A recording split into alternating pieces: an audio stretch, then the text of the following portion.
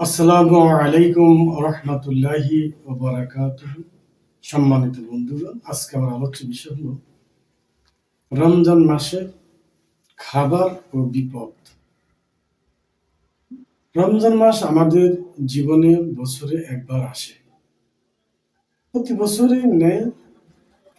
এবারও আমাদের মাঝে পবিত্র মাহে রমজান উপস্থিত হয়েছে। আমাদের এই মাসে যে খাবারগুলো খেয়ে আমরা রোজা রাখবো, সিয়াম সাধনা করব, এখানে আমাদের অত্যন্ত সতর্ক থাকা উচিত। কারণ প্রথম দিন হয়তো রোজা রাখি আমরা সেহরি খেয়ে সেই খাবারটা যেন জাজালো খাবার না হয় এবং তৈলাক্ত খাবার না হয়। রান্না করতে হলে তৈল লাগবে, এখানে স্পাইসি লাগবে, ঝাল মশলা লাগবে, কিন্তু সেটা যেন পরিমাণে কম হয়। আগুনে ধীর গতিতে রান্না করলে সেখানে তেল এবং মশলা কমই লাগে। রান্নার কতগুলো পলিসি আছে। তো আমরা সেহরি খাবো জাজালো খাবার দিয়ে নয়, ঠান্ডা খাবার দিয়ে। সারাদিন ক্ষুধার্ত থাকবো, আবার যখন আমরা ইফতার করব তখন আমরা তরল খাদ্য খাবো, কারণ আমাদের শরীর পানি চায়, পানি শূন্যতা। আমাদের এখানে অতি মিষ্টি,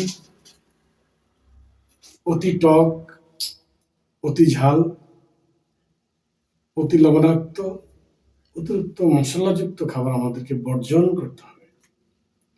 বর্তমানে আপনারা দেখে থাকবেন তৈল, বাজারে যে তৈল পাওয়া যাচ্ছে বা তৈল খাচ্ছি আমরা,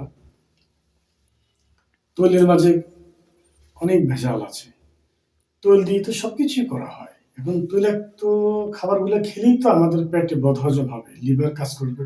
লিভার বলেন, স্টোমাকে যে পরিপাক তন্ত্র আছে আমাদের মানব দেহে, এই পরিপাক তন্ত্রে কিন্তু অনেক ত্রুটি বিচ্যুতি দেখা দেয় খাবারের কারণে। খাবার মাঝে বিষক্রিয়া তৈরি হয়ে যায়। আমি খাচ্ছি ভালো, কিন্তু এটা আমার পেটে গিয়ে যখন এটা হজম প্রক্রিয়া শুরু করে তখন এটা কিন্তু বিষক্রিয়া তৈরি করে। যদি খাবার মাঝে অতিরিক্ত তেল, অতিরিক্ত ঝালযুক্ত খাবার হয়, লবণাক্ত যুক্ত হয়, চিনিযুক্ত হয়। কারণ নিয়ম হলো যতটুকু আপনি তৈল এবং চিনি এবং লবণ আপনি অ্যাভয়েড করবেন, বর্জন করবেন, আপনি তত সুস্থ ভালো থাকবেন। সেটা রমজান হোক আর রমজান ছাড়াই হোক। রমজান মাসের খাবারগুলি যেন আমাদের ইফতার এবং সেহরি ভাজা পোড়া দিয়ে না হয়, ঠান্ডা খাবার।